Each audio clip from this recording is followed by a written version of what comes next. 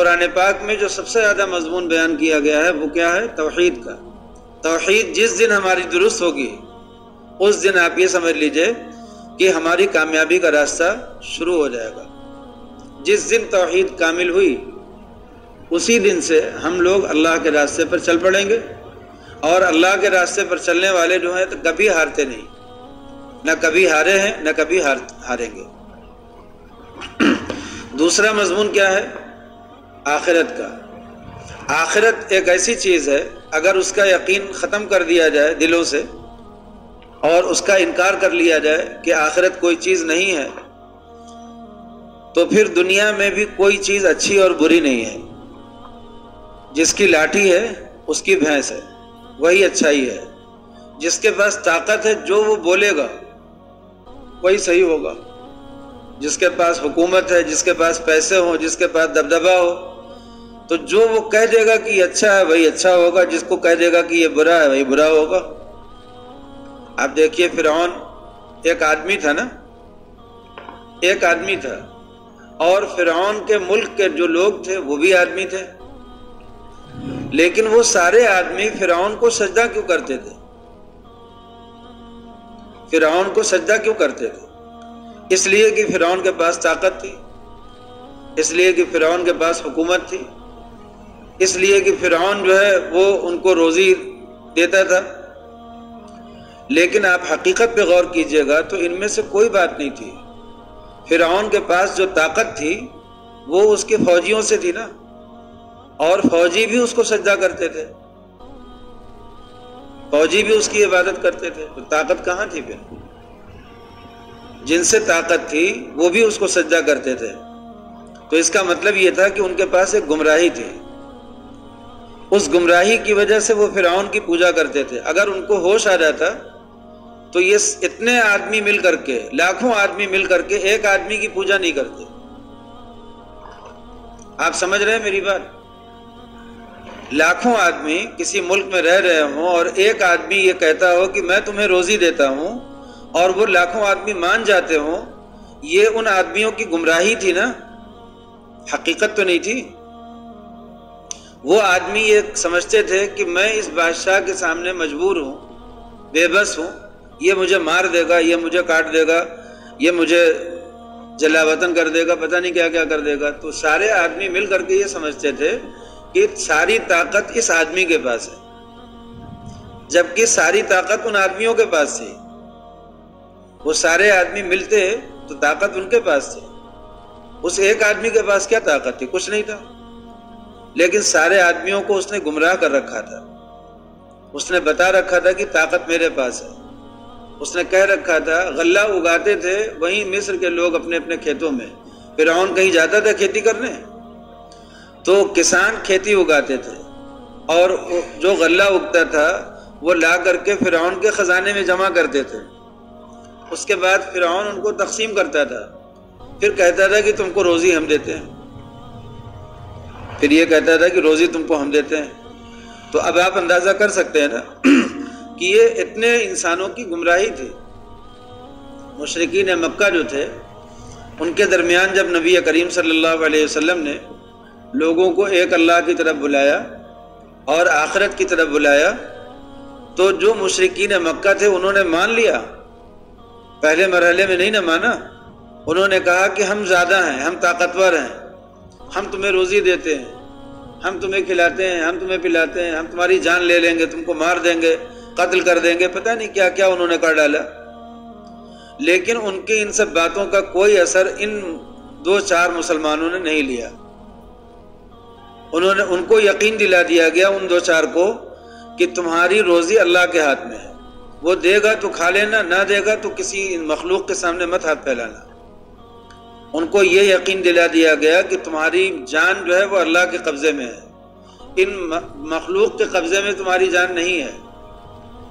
ان کو یقین دلا دیا گیا کہ مرنا جو ہے تمہاری کامیابی ہے، زندہ رہنا یہ کامیابی نہیں ہے، مرنا کامیابی ہے۔ مرو گے تو جنت میں جاؤ گے، جب تک دنیا میں ہو، جب تک تکلیف میں ہو۔ تو ان کو یقین دلا دیا گیا کہ شہادت ہے مطلوب و مقصود مومن، شہادت ہے مطلوب و مقصود مومن۔ یہ ان کو احساس دلا دیا گیا۔ اب آپ غور کیجئے کہ وہی 4 مسلمان 5 مسلمان جو مکے میں تھے، پورا مکہ کافروں کا تھا، کافروں کے قبضے میں تھا، لیکن یہ 4-5 ان سے نہیں ڈرتے تھے۔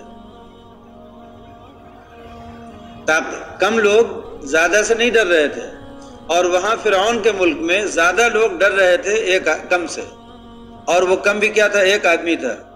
اس ایک آدمی کی طاقت کیا تھی؟ کچھ نہیں تھی ان سب کے مقابلے میں۔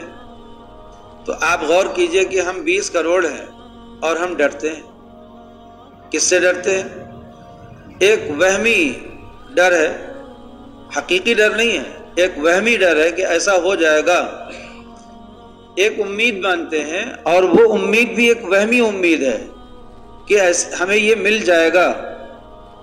مسلمانوں کو آج تک 70 سال ہو گئے، آج تک یہی بات سمجھ میں نہیں آئی کہ ان کو دینے والا کون ہے اور ان سے چھیننے والا کون ہے۔ کون ہے دینے والا؟ بتا دیجیے مجھے۔ اللہ۔ اور چھیننے والا کون ہے؟ اللہ۔ اس بات پر جب یقین آ جائے گا تو کسی پارٹی کے پیچھے دوڑیں گے؟ کسی پارٹی کے لیے کبھی کسی کی کاؤنسلنگ کریں گے کہ اس کے پیچھے چلو تو بچ جاؤ گے، اس کے پیچھے چلو تو مر جاؤ گے؟ یہ مرنا جینا، کامیاب ہونا ناکام ہونا اللہ کے ہاتھ میں ہے، کسی مخلوق کے ہاتھ میں ہے ہی نہیں۔ اگر 70 سال پہلے یہ سبق مسلمانوں نے پڑھا ہوتا اور سکھایا گیا ہوتا انہیں کہ سارے مسلمانوں مل کر کے ایک اللہ کی رسی کو مضبوطی سے پکڑو، کسی کافر کو خوش کرنے کے لیے، کسی کافر کو متاثر کرنے کے لیے کوئی کام مت کرو، بس وہی کام کرو جو اللہ کو خوش کرنے والا ہو، جو اللہ کو راضی کرنے والا ہو، کسی کافر کو خوش کرنے کی فکر میں مت پڑو۔ تو آپ جانتے ہیں یہ جتنے کافر ہیں یہ سب اسلام میں داخل ہوتے ہیں، یقین مانیے یہ اسلام میں داخل ہوتے ہیں۔ ایک شخص نے مکے سے آواز اٹھائی اسلام کی، اور روز روز اس کے جھنڈے کے نیچے لوگ آتے گئے، یہاں تک کہ پورا عرب مسلمان ہو گیا، عجم مسلمان ہو گیا، عراق مسلمان ہو گیا، شام مسلمان ہو گیا، ایران مسلمان ہو گیا، یہ بخارا اور سمرقند بخارا مسلمان ہو گیا، اندلس مسلمان ہو گیا، پورا یہ دنیا کا اکثر خطہ جو تھا مسلمان ہو گیا۔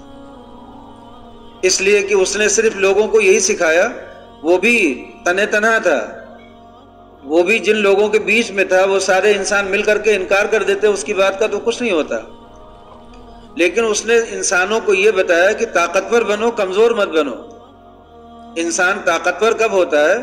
جب ایک اللہ کی عبادت کرتا ہے اور اس کے علاوہ کسی کی عبادت نہیں کرتا، جب ایک اللہ سے مانگتا ہے اس کے علاوہ کسی سے نہیں مانگتا، جب ایک اللہ سے ڈرتا ہے اور اس کے علاوہ کسی سے نہیں ڈرتا، تو وہ مسلمان کیا ہوتا ہے؟ طاقتور ہوتا ہے۔ اور کمزور کب ہوتا ہے؟ جب اسے مخلوق سے ڈرا دیا جائے اور وہ ڈر جائے۔ اس کا مطلب ہے کہ اللہ کی اہمیت اور اللہ کا درجہ اس کی نظروں میں کم ہو گیا۔ وہ اذان میں تو اللہ اکبر کہہ رہا ہے، نماز میں تو اللہ اکبر کہہ رہا ہے، مگر اس اللہ اکبر پر اسے یقین نہیں ہے۔ آپ سمجھ رہے ہیں نا؟ تو توحید ایک ایسی چیز ہے کہ جب وہ ہمارے درمیان سے اٹھ گئی تو ہم لوگ کمزور ہو گئے۔ جس دن وہ توحید پھر ہمارے دلوں میں آ جائے گی، پھر اسی دن سے ہم طاقتور ہو جائیں گے۔ ایک آدمی میں آئے گی تو ایک طاقتور بنے گا، سب مسلمانوں میں آئے گی تو سب طاقتور ہو جائیں گے، زیادہ تر مسلمانوں میں آ جائے گی زیادہ تر طاقتور ہو جائیں گے۔ اسی لیے توحید کو بزرگوں نے بالکل بنیاد کے طور پر پکڑ لیا کہ جب بھی ان کے پاس کوئی شخص مرید ہونے جاتا تھا تو وہ اس کے دل میں توحید کو بٹھاتے تھے، ایک اللہ کا احساس۔ 12 تسبیح جو پڑھی جاتی ہے اس میں بھی کیا ہوتا ہے؟ یہی تو ہوتا ہے، ایک اللہ کا یقین دل میں پیدا کرنا کہ بس اللہ کے علاوہ جتنے ہیں، غیر اللہ جتنے ہیں، سب کو دل سے نکالا اور اللہ کو اپنے دل میں اتارا، دل میں بس اللہ کا یقین کیا، اللہ کے علاوہ جتنے غیر اللہ ہیں سب کو ہٹا دیا۔ تو یہ کیا ہے؟ توحید۔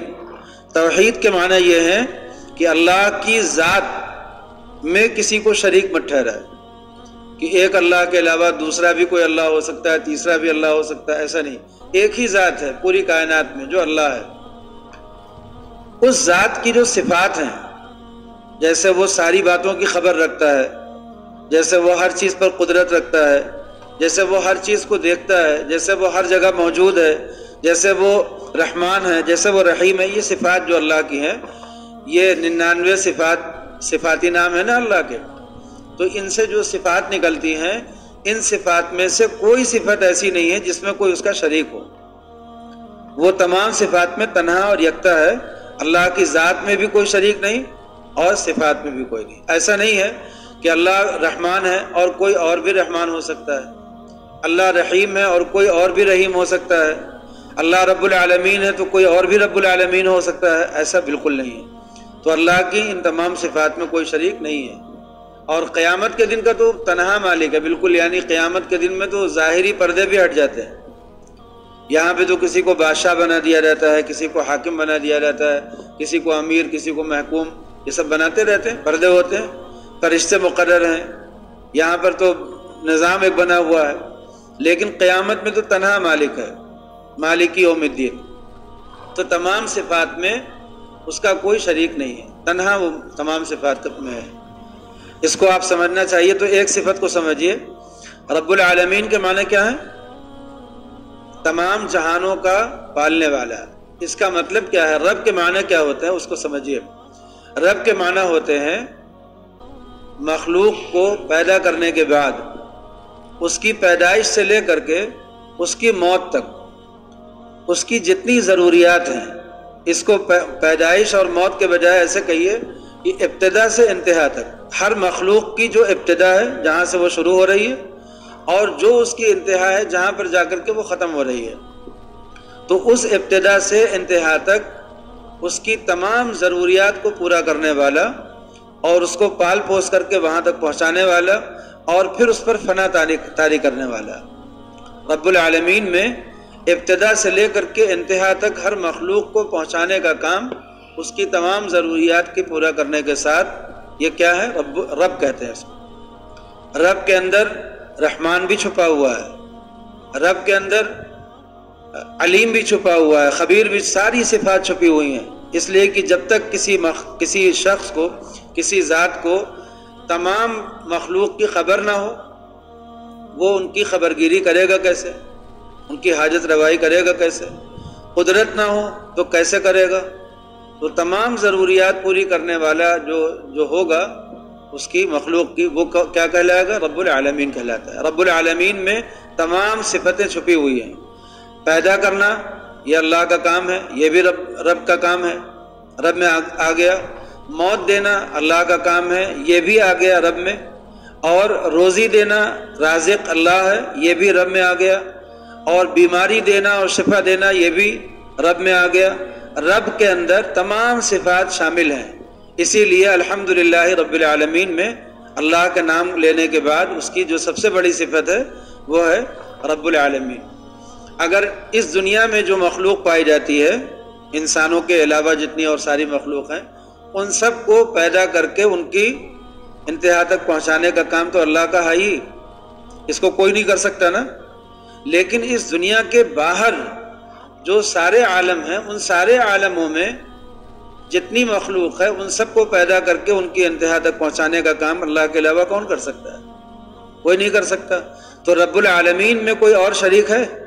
کوئی نہیں شریک ہے۔ یہی بتانا تھا کہ جیسے اللہ کی ذات کے علاوہ کوئی دوسری ذات اللہ نہیں ہے، اسی طرح سے اللہ کی ذات کی جو صفات ہیں، ذات کے اندر جو صفات الگ الگ ہیں، ان صفات میں بھی کوئی شریک نہیں ہے، کوئی شریک نہیں ہے کہیں بھی۔